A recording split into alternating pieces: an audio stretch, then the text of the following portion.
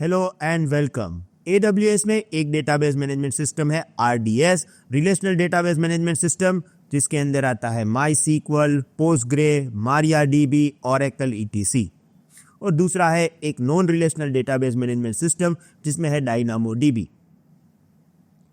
अब अगर मैं आपको पूछूं रिलेशनल और नॉन रिलेशनल डेटाबेस मैनेजमेंट के डिफरेंसेस, आप मुझे 100% बोल दोगे। एक स्कीमा लेस है, एक में फिक्स स्कीमा होता है, एक हॉरिजॉन्टल स्केल होता है, एक वर्टिकल स्केल होता है, etc। But real use case की बात करें तो वो बहुत कम लोगों को पता है। ये एक दूसरे के अल्टरनेटिव नहीं है।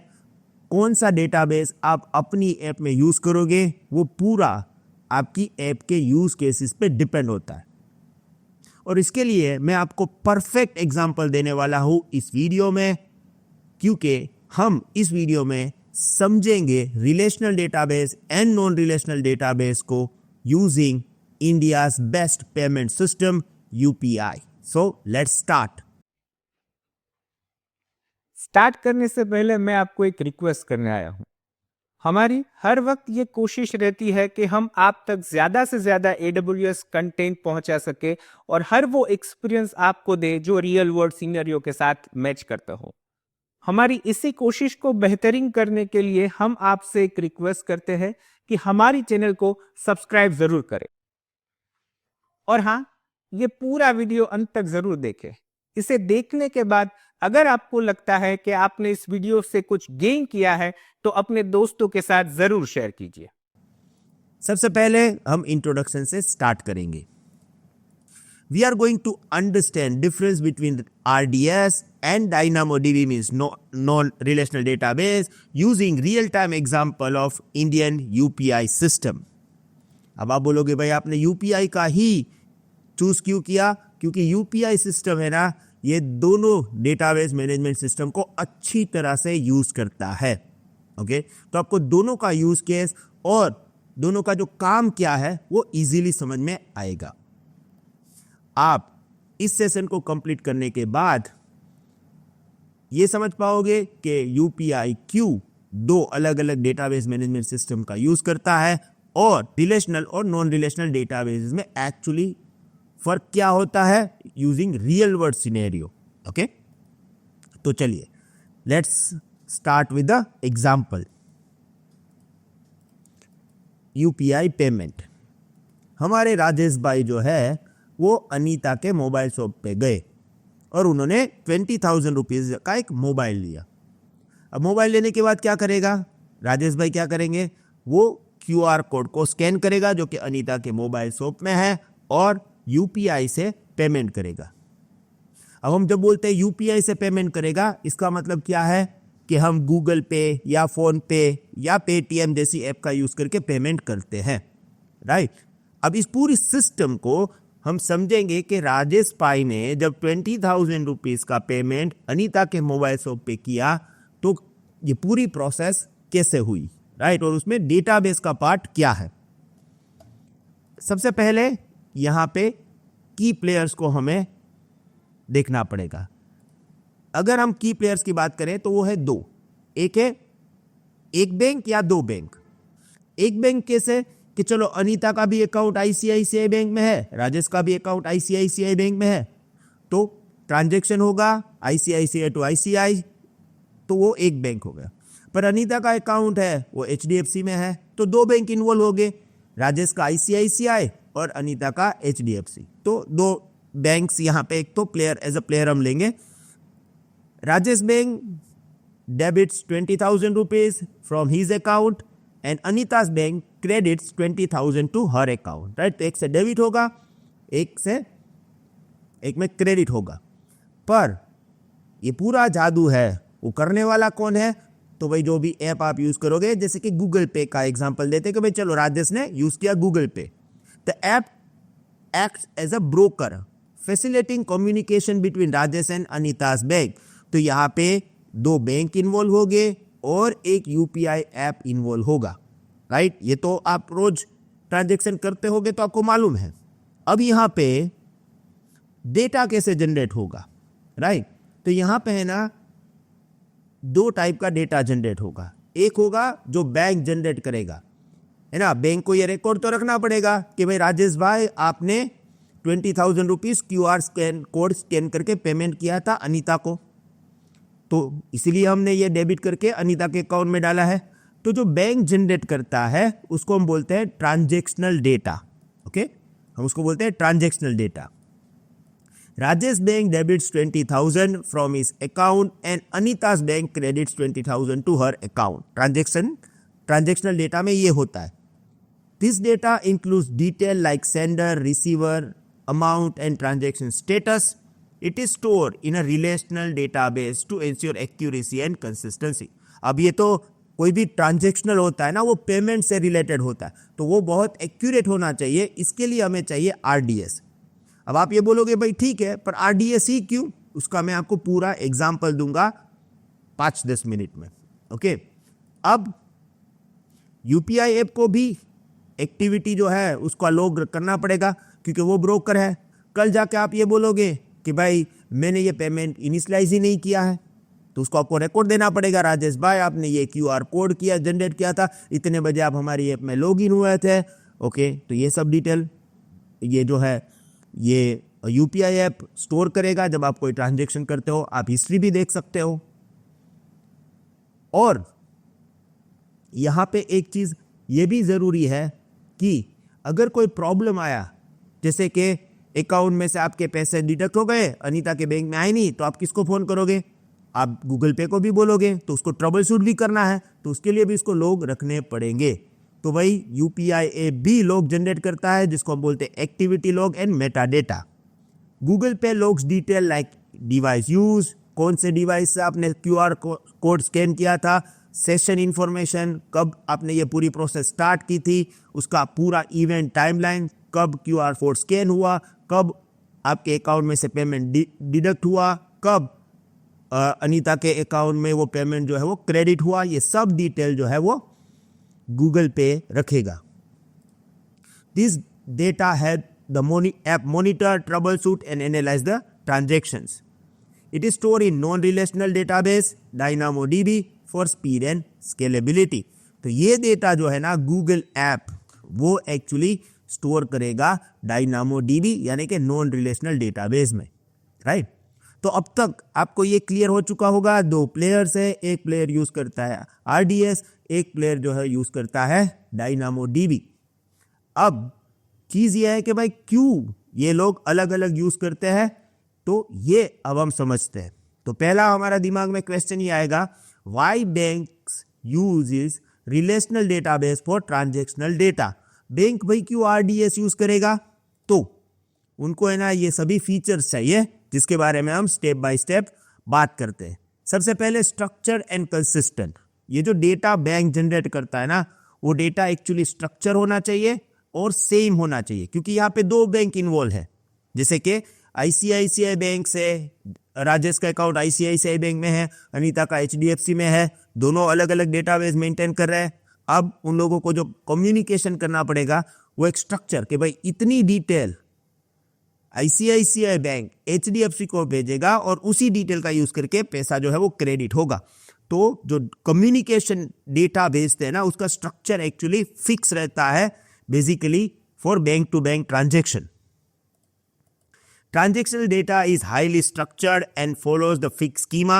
For example, every transaction has field like sender and receiver detail, amount, time step, success or failure, ये status, ये सब फिक्स स्ट्रक्चर में जाता है एक बैंक से दूसरी बैंक में, तो ही 2 बैंक एक दूसरे के साथ कम्युनिकेशन कर सकते हैं। अब स्ट्रक्चर फिक्स होता है यानी स्कीमा फिक्स होता है, वो कौन सी डेटाबेस में होता है?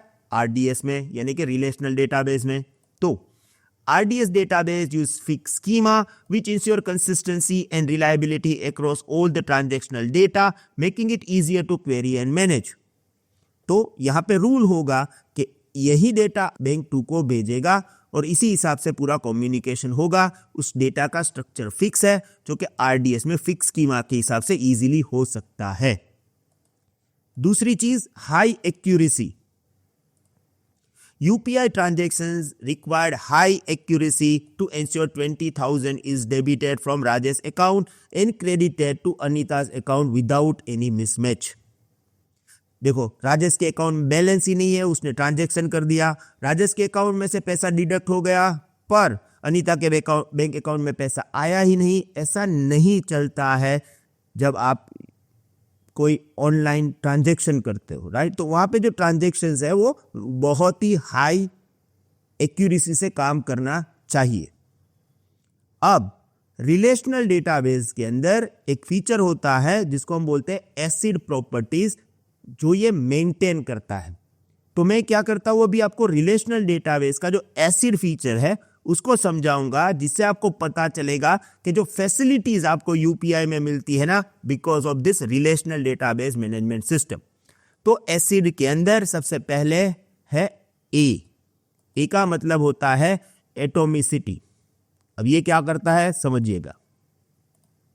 Ensure that transaction is either fully completed और fully roll back. Example, 20,000 is debited from Rajesh's account only if it is successfully credited to Anita's account. If anything fails, the entire transaction is undone. आप सभी ने ये experience किया होगा कि आपने UPI से ट्रांजैक्शन किया, सामने वाले के अकाउंट में पैसे नहीं आए, थोड़ी देर में ऑटोमेटिकली आपके अकाउंट में पैसे वापस आ गए। क्यों आ गए भाई? क्योंकि ये फीचर है रिलेशनल डेटाबेस मैनेजमेंट सिस्टम का, एटोमिसिटी, और इस फीचर में ये श्योरिटी करता है कि भाई सामने पैसा क्रेडिट हो गया, उसके बाद ही पूरा ट्रांजैक्शन कंप्लीट होता है, right. Then C means consistency, guarantees that the database transition from one valid state to another valid state. For example, this means that all predefined rules like account balance not going negative are enforced. If the transaction violates this rule, it is not allowed to proceed. अब राजेश के account में 15,000 है, वो 20,000 का transaction कर रहा है, तो अकाउंट नेगेटिव हो जाएगा। तो वहां पर ही आपको बोल देगा कि नहीं नहीं नहीं भाई, आप ये ट्रांजैक्शन नहीं कर सकते हो, आपके अकाउंट में बैलेंस नहीं है। ये भी एक एसिड प्रॉपर्टी है जो कि पार्ट है रिलेशनल डेटाबेस मैनेजमेंट सिस्टम का। Then isolation, ensure that multiple transactions do not interfere with each other.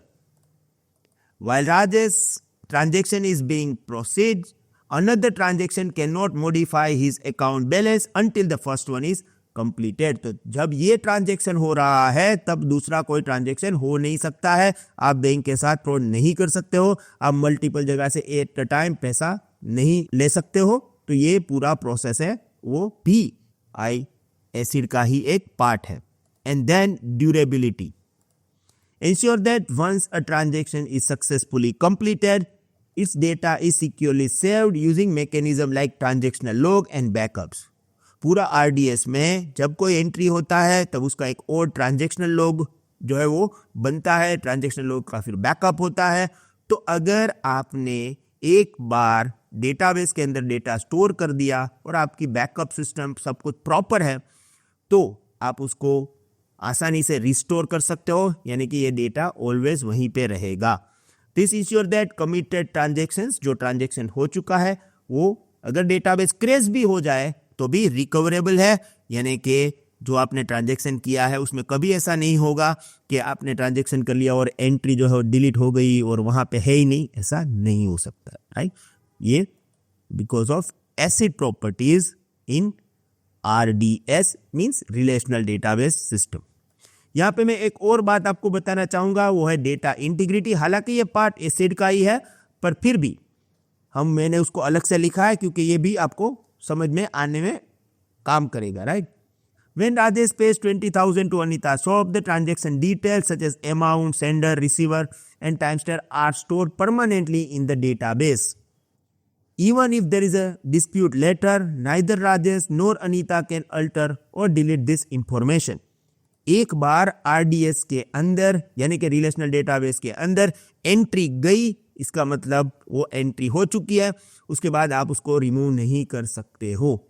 अगर मैं चाहूँ कि चलो ये एंट्री है ना 20,000 रुपीज़ की, उसको डिलीट कर दूँ, मैं नहीं कर सकता, मेरा ही अकाउंट है। इवन बैंक भी चाहे कि भाई इसके स्टेटमेंट्स में से ये 20,000 ही हटा दो, तो भी कोई हटा नहीं सकता है। इन RDS, once the transaction is committed, the data is permanent and cannot be modified or delete. Right? Otherwise तो ऐसा होगा, आपने 20,000 किया है, बैंक कल उसको एडिट करके 2 लाख कर देगा, पर ऐसा नहीं होता है। डेटा इंटीग्रिटी मेंटेन होता है, और because of all this acid properties and data integrity feature of relational database, bank हमेशा रिलेशनल डेटाबेस का ही यूज करेगा। ओके, अब ये एग्जैक्टली समझ में आ गया होगा। तो नेक्स्ट में हम क्या बात करेंगे, why UPI apps uses non relational database यानी कि DynamoDB।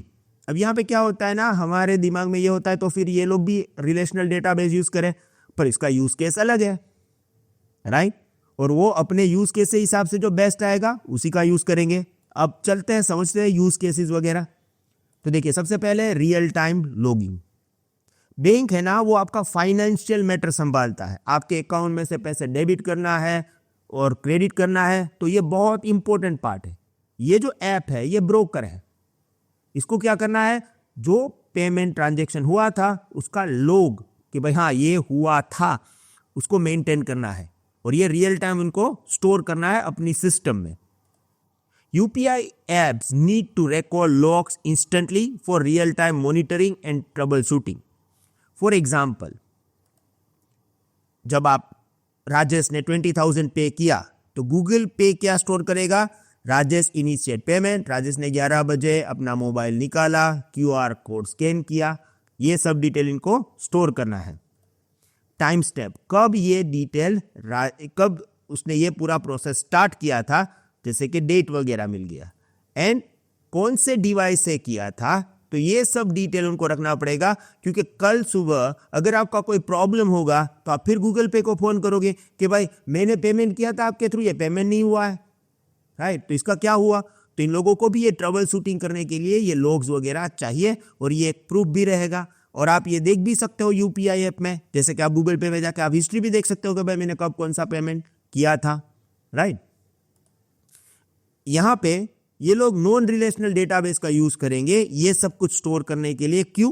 Non relational database like DynamoDB are optimized for high write throughput and can handle logs being written in real time without delay. तो पहले है ना, ये जो लॉग है उसकी रिक्वायरमेंट है रियल टाइम, अभी ट्रांजेक्शन हुआ, इस लॉग को फटाफट स्टोर कर दो, क्योंकि ट्रांजेक्शन अगर सक्सेसफुल नहीं हुआ तो यूजर फोन करेगा, तो उन लोगों को ट्रबल शूट करने के लिए भी इस ट्रांजेक्शन की रिक्वायरमेंट है। तो जैसे ही ट्रांजेक्शन होता है, लोग हमें चाहिए रियल टाइम, तो ये फास्ट काम करता है compare to non relational database, क्योंकि रिलेशनल डेटाबेस में वो पूरी एसिड प्रॉपर्टीज के कारण थोड़ा स्लो हो जाता है। दूसरी बात है high volume of data. For every UPI transaction multiple logs are generated such as session logs, API call, bank से जब कम्युनिकेशन होता है उसका, तो उसको बोलते हैं API कॉल्स, स्टेटस, राइट?